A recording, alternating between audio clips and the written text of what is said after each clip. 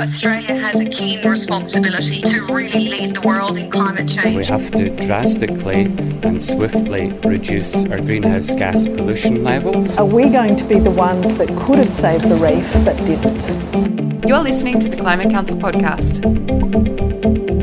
Professor Tim Flannery, thank you so much for talking to us today. It's been 5 years since the Climate Council's inception. How does it feel?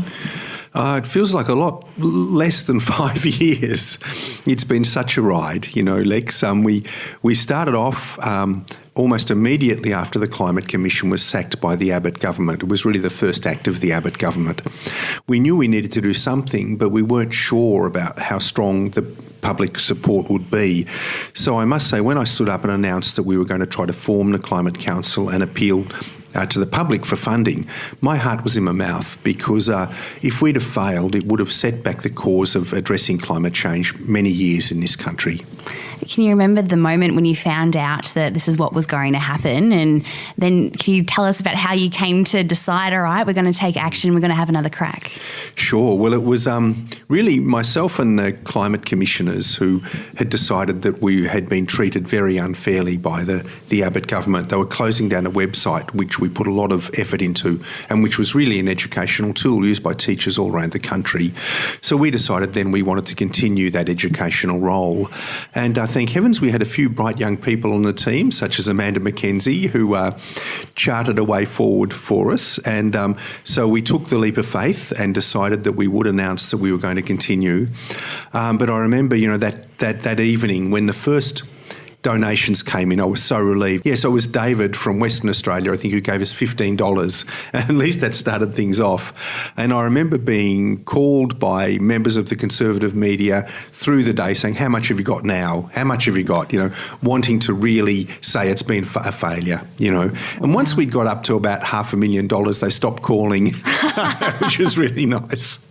Yeah. And what was the wider reaction? The momentum was there, obviously, and Australians wanted an organisation that was going to provide information on climate change. That's right. The wave of support that we got was just fabulous, and it really is due to our supporters that we succeeded. Their faith in us was what carried the day, because without that early support, we could have so easily faced a dire situation where the Conservative government would have been able to say, no one cares about climate change, no one's willing to support this, so we're just going to get on with making sure that fossil fuels reign for as long as they can. And what was the reaction from the Abbott government, do you recall, at the time? Just knowing that I suppose they'd failed to stop effectively what was the momentum behind this campaign and getting climate out there? Well, we didn't hear much from them, and funnily enough, neither from the conservative media, because they couldn't say any longer that this was a left-wing plot or anything, or this was a result of government funding. This was the people of Australia speaking on the issue, and that really did shut them up. And so the tenor of the debate has changed quite a lot since then.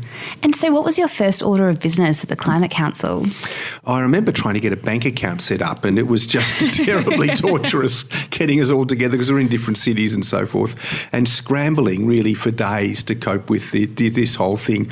We had a situation where we had the volume of donations coming in at one point made the people who were organising the finances think that there was some sort of scam going on. So we were shut down and we couldn't receive donations for about 8 hours. So actually, no, we're just very popular. That's right. Yeah, that argument didn't wash. So it was really interesting that early days, and then we had to scramble to get an organisational structure in place, because we didn't know what the level of support would be, and therefore what sort of structure we could afford.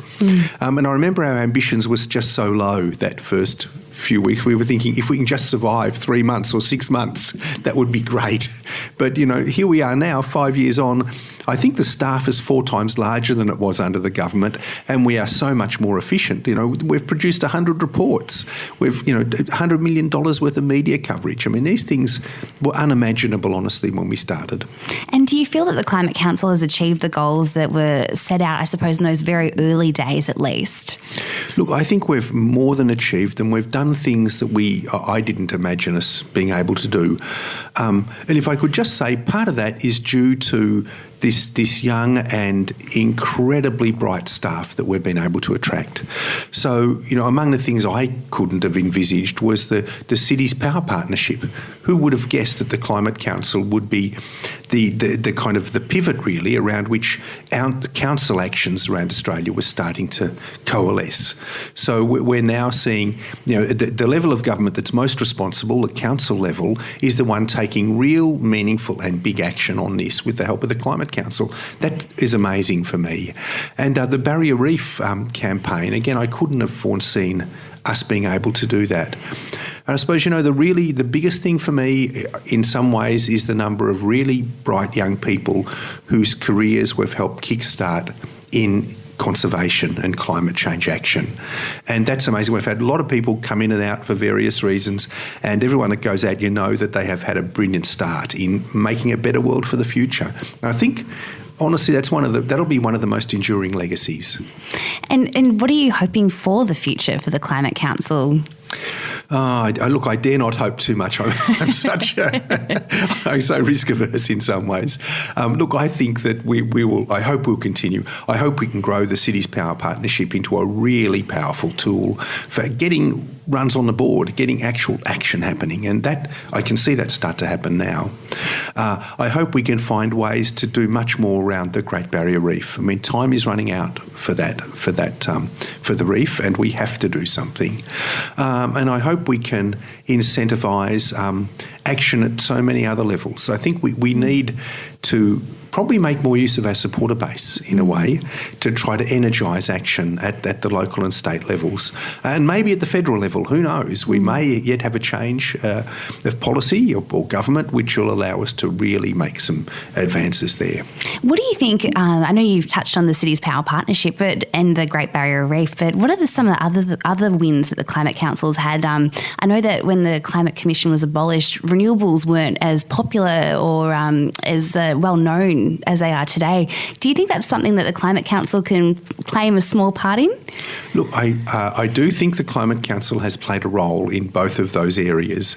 The old argument that renewables are so expensive and that they're only there because of government subsidies and that sort of stuff, that's gone. The economics have changed, but they've changed in part because individual Australians have put their hand in their pocket and bought rooftop panels. We lead the world in that. And that's exactly the sort of stuff that the Climate Council engages with, because it's about people. Our reach into the community is our strength. And to have those people not only support the council but say, no, I'm going to put solar panels on my roof, or I'm going to maybe buy a battery, and we've had a few people do that, or I'm going to buy an electric vehicle. All of those things, what those actions really are acts of leadership, and our supporters really are the community leaders in this area. So I do think we can claim a bit of a victory there, and hopefully more in future. And a lot of the work that we're doing, it's around pushing for stronger climate and energy policy. What are your thoughts on the situation at the moment? Look, we face such a difficult situation in this country because you see that people want action. The lower levels of government are all for taking action because it is so beneficial to the community. The states even have got some ambitious targets. But at the federal level, we still face a dysfunction in terms of formulating and implementing effective policy. Now, that may change, but, as I've been around in this space a long time now, and I know how difficult that is. I think we've just got to get our nose to the grindstone, use the tools that we have and wield them to maximum efficiency. And if we do that, I think we'll be okay. Excellent. And finally, do you have a message to all of the supporters and even the founding friends that helped us along the way 5 years ago? Yeah, look, I do. This is your victory, really is. So this 50th year birthday, celebrate it, because without you, none of this would have happened. Really, this is your organisation in a way. It's the people's organisation. It's been built from the public base, and it's unique in the world. We've done something really special. Professor Tim Flannery, thank you very much. Thank you. Great.